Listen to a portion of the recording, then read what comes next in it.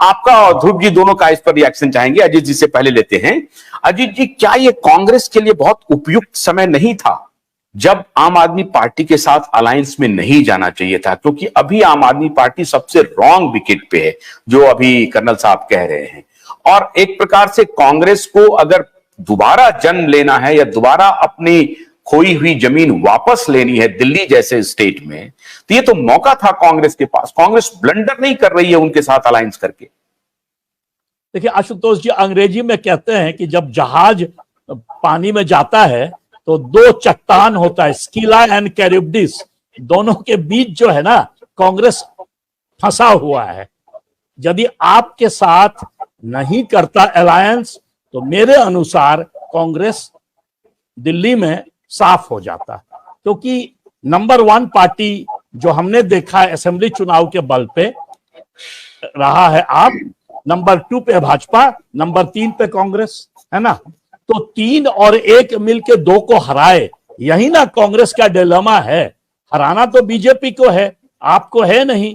तो इसलिए कांग्रेस ने सैक्रिफाइस किया, आपके शब्दों में कैलकुलेटेड रिस्क लिया कि आपके साथ मिलके हो सकता है कि दिल्ली के कुछ कार्यकर्ता हर्ट हो जाएंगे, बट लॉन्ग टर्म में भाजपा को हराने का और कोई तरीका नहीं है। उसीलिए ना इंडिया अलायंस 28 पार्टियों का बनाया, जिसमें आप ज्वाइन किया था। इनफैक्ट कांग्रेस तो यह भी चाह रहा था कि पंजाब में भी अलायंस हो आपके साथ, आप ही तैयार नहीं हुआ।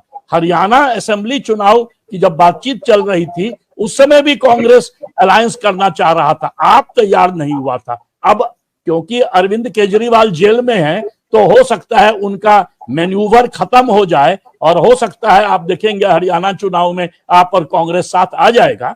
बट इसके पहले जो है अरविंद केजरीवाल की बोली थोड़ी ज्यादा कड़क थी, कांग्रेस की कम थी। कांग्रेस तो पार्टी इन डिक्लाइन है ना, उसीलिए जूनियर पोजीशन लिया बिहार में, उत्तर प्रदेश में, दिल्ली में, हरियाणा में। पार्टी इन डिक्लाइन तो है, लेकिन मेरा यह कहना है कि लेकिन पार्टी इन डिक्लाइन के साथ साथ राहुल गांधी एसर्ट कर रहे हैं with in the party. Rahul Gandhi party को खड़ा करने की पूरी कोशिश कर रहे हैं, जद्दोजहद कर रहे हैं। और उसमें मुझे लगता है कि जितने सिपाही हैं, जो आपने कहा अभी कर्नल साहब के इसमें कि आपके जो सेनापति हैं वो आपके साथ खड़ा होना चाह रहे हैं, तो राहुल गांधी को तो कभी ना कभी तो ये करना पड़ेगा ना। उनको लग रहा है कि अभी हरा दें, अभी मिलकर के भी आप नहीं हरा पा रहे हैं नरेंद्र मोदी को। तो ऐसी स्थिति में राहुल गांधी को, और दिल्ली बहुत ही मजबूत टर्फ था कांग्रेस का, लेकिन अभी जो उनका सबसे बड़ा अपोनेंट है वो बीजेपी नहीं है मेरे ख्याल से, उनका अपोनेंट आम आदमी पार्टी है। आम आदमी पार्टी अभी कमजोर है। ये पॉलिटिकल जो सिचुएशन है उसमें कांग्रेस लाभ ले सकती थी जो नहीं ले पा रही है।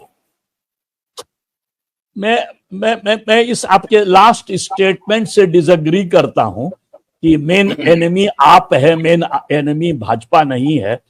राहुल गांधी को कौन निकाला पार्लियामेंट से? राहुल गांधी का ही लीजिए, कांग्रेस को भूल जाइए। राहुल गांधी को कौन हराया यूपी में? भाजपा। राहुल गांधी को अपने मकान से कौन निकाला? भाजपा। राहुल गांधी के खिलाफ सारे केसेस किसने किए? भाजपा। भाजपा तो उनका एनिमी नंबर 1 है और अंतिम एनिमी है। वो भाजपा को हराने के लिए सारा हथकंडा करेंगे, चाहे वो आपके साथ अलायंस हो, समाजवादी पार्टी के साथ, आगे जाके बीएसपी के साथ करना पड़े। उधर एक जमाने में नीतीश कुमार से कर रहे थे जो कि गड़बड़ा गया। सब जगह अलायंसेस कर रहा है कांग्रेस। तो अगर इसका दूसरा आंसर यह हो सकता है सर कि राहुल गांधी को नेता कौन बनाया? भाजपा। जो कि जब आप किसी अपोनेंट के ऊपर जब अटैक करते हैं तो उनको पॉपुलैरिटी मिलती है। और उस दौरान ये केजरीवाल की सबसे बड़ी समस्या क्या थी कि इनको लग रहा था कि मीडिया में नहीं है। राहुल गांधी रोज मीडिया में आ रहे हैं। राहुल गांधी का जब कैंडिडेचर गया, राहुल गांधी का जब बंगला गया, तो उनको लगा कि अरे राहुल गांधी हीरो बन रहे हैं। और इस सबने मिलकर के राहुल गांधी को हीरो बनाया।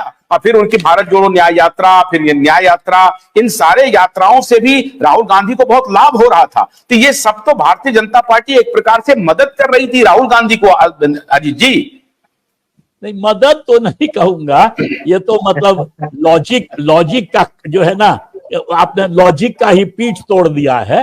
बट ये जरूर कहूंगा मैं एग्री करता हूं आपके साथ ओवरऑल कॉन्सिक्वेंस पर कि जब अरविंद केजरीवाल जेल चले गए, वो ही नहीं जेल गए, उनके टॉप लीडर्स जेल गए, और Yes. उसके बाद उधर नीतीश कुमार उधर पलट के चले गए, ममता बनर्जी आइसोलेटेड हो गई, तो राहुल गांधी का राइज हुआ है।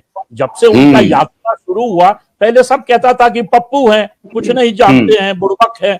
अब जो है राहुल गांधी के बारे में एक मतलब वो इस बार सबसे ज्यादा कोई मेहनत किया है इस चुनाव में तो मोदी जी और राहुल गांधी, ये तो क्वाइट एविडेंट है। और जो विद्यार्थी जम के पढ़ता है वो शायद परीक्षा में अच्छा करता है, उनको लगता है, राहुल गांधी को लगता है, और उनके साथ साथ मैं कहूंगा प्रियंका गांधी भी, क्योंकि प्रियंका गांधी तो ब्रिलियंट स्पीकर है मोदी जी की तरह। तो ये दोनों भाई बहन मिलकर उन लोगों को लग रहा है कि इस बार मौका है मोदी जी को हराने का। और ये जो फर्स्ट 2 फेजेस में जो एक तरह से कह सकते हैं कि मोदी मैजिक गायब लग रहा है, क्योंकि टर्नआउट इतना बुरी तरह गिर गया है।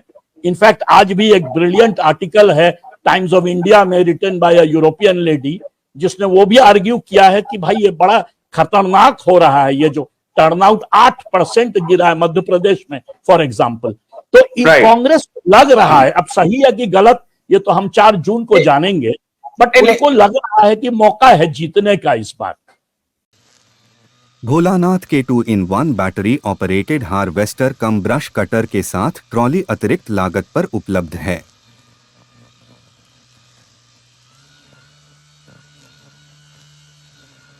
अधिक जानकारी के लिए कृपया दिए गए नंबर पर कॉल करें।